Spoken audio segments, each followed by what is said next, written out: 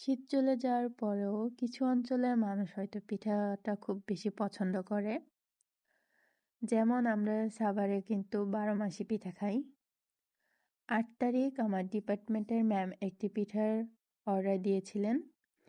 সেদিন রাতে ম্যাম ওনাদের গেস্টের জন্য আবারও পাটিসাপটা এবং নারকেল পুলির একটা অর্ডার দিয়েছিলেন।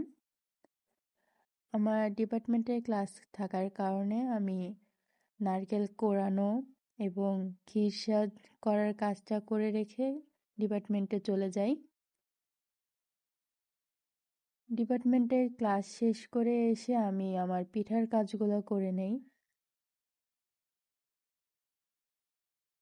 সব কিছু রেডি। পাটিসাপটা করতে করতে আমার নারকেল পুলির কাজটাও শেষ করে নিয়েছিলাম। পাটিসাপটা হওয়ার পর আমি নারকেল পুলিগুলো ভেজে নেই।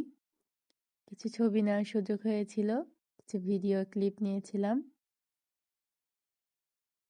এরপর চলে যাই ম্যামের বাসাতে ডেলিভারিটা দিতে।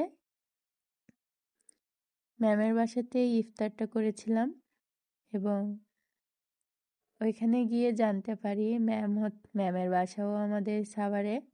তো জেনে খুব ভালো লেগেছিল যে এলাকার মানুষ পেয়েছি।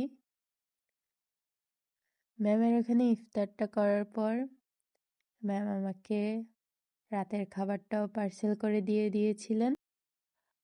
পিঠা অর্ডারের জন্য আমাকে হোয়াটসঅ্যাপে নক করতে পারেন।